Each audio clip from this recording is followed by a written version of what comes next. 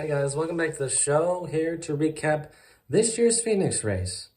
Now, before I get there, before the race even started, both Hendrick and Colleague modified the hood of the next gen car just a bit, and NASCAR thought that that was not a good idea. So, what NASCAR did was they penalized them for doing that.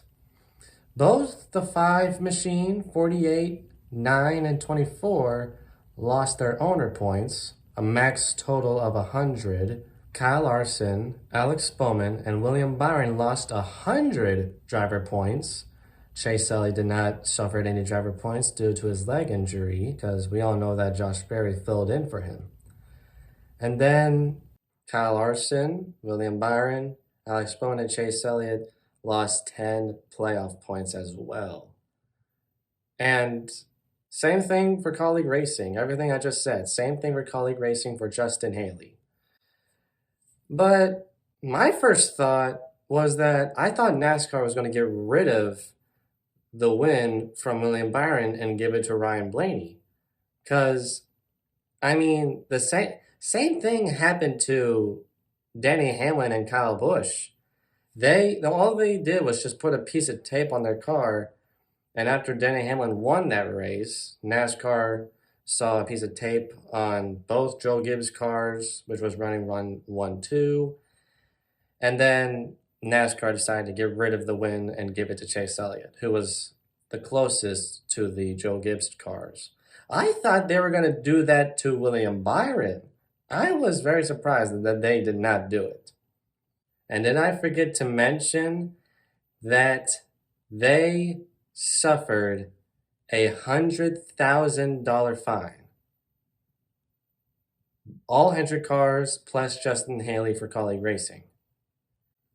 Now, both teams did not even like that.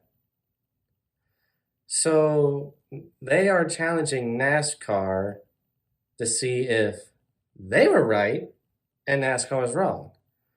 So right now they're going to appeal it sometime soon, and I will tell you guys what happened afterwards in the next recap video. So without further ado, let's get to the recap of the Phoenix race. So the Phoenix race began, and at the very start of the race, Larson did get a pretty good jump.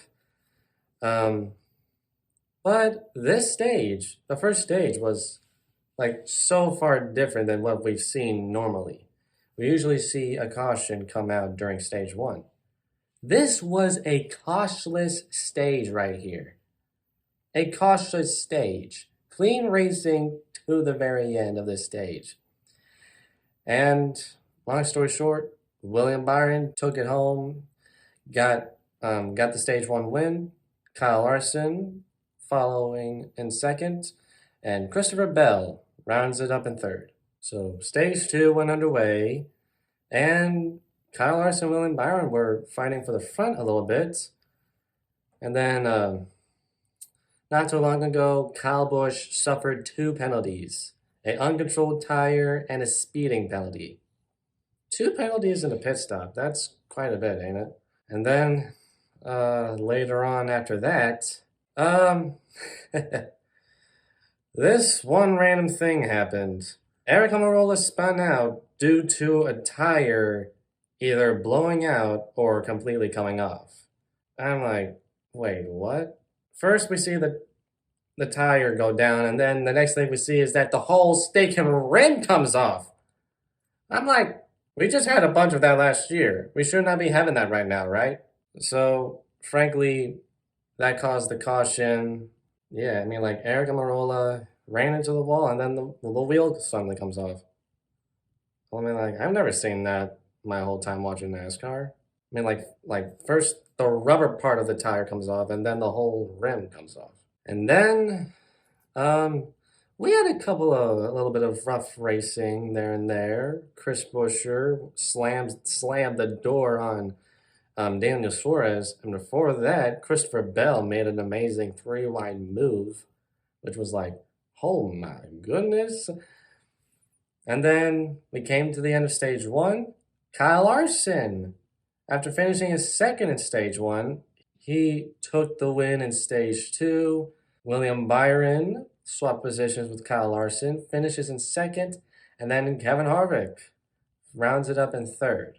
And then I'll tell you what, both Kyle Larson and William Byron, they're like the control cars this whole entire race.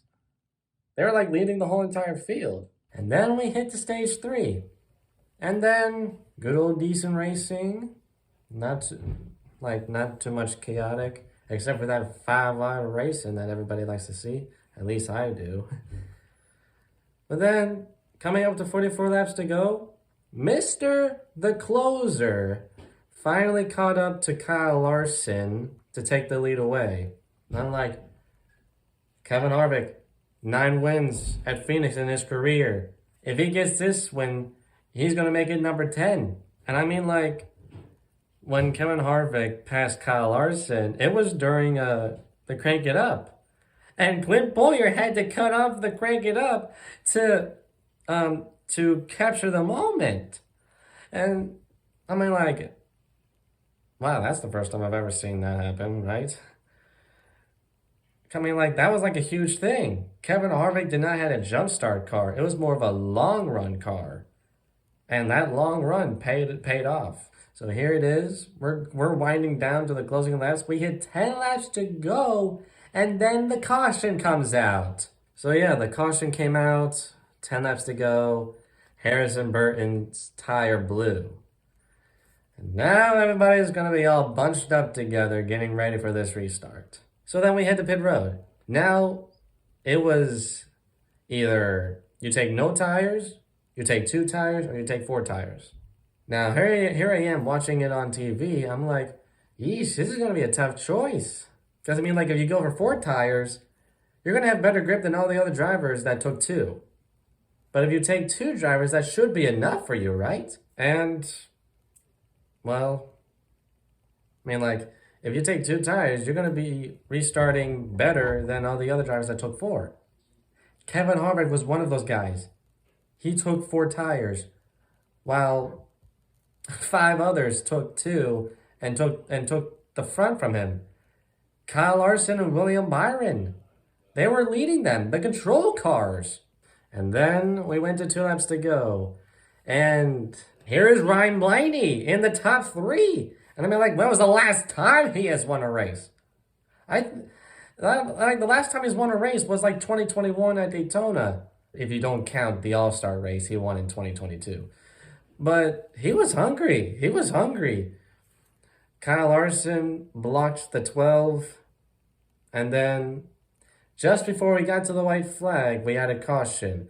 AJ Allmendinger, Ty Gibbs, I believe, and somebody else. And then we went to 2 laps to go. On the entrance on turn 1, it was a battle of the titans between Kyle Larson and William Byron. They were fighting. They were like side by side the whole entire time. I'm like, how is William Byron sticking with Kyle Larson? I'm like, this is amazing. This is fun to watch. And then Ryan Blaney was able to sneak his way into the inside of Kyle Larson to make it 3 wide. I'm like, they're all 3 wide for the lead. I mean, like you can see on my reaction video. And then Tyler Reddick gave a shove to the 24 entering turn 3. And I thought that he was going to move up the track a bit. No, that car stayed where it was. That car gripped like glue. And then it was 3 wide behind William Byron. That's the fight he wanted to see. Then Ryan Blaney was able to take second, and he charged that much as the car can handle. But it was no match for William Byron. William Byron took the win at Phoenix. And Kevin Harvick, he started in 6th or 9th, I believe. He was able to fight back and get a top 5 finish. I mean, man, that race belonged to Kevin Harvick, but he played it safe, and I respect that. Playing it safe is better than risking it all. But frankly, risking it all was the answer to this question. And that win gave William Byron back-to-back wins. Or early on this video, I just said it. Both Hendrick Motorsports and Kaulig Racing has suffered penalties. William Byron lost the stage points he won early on. He still keeps those other stage points because he won a couple of stages. But yeah, it is what it is, I guess.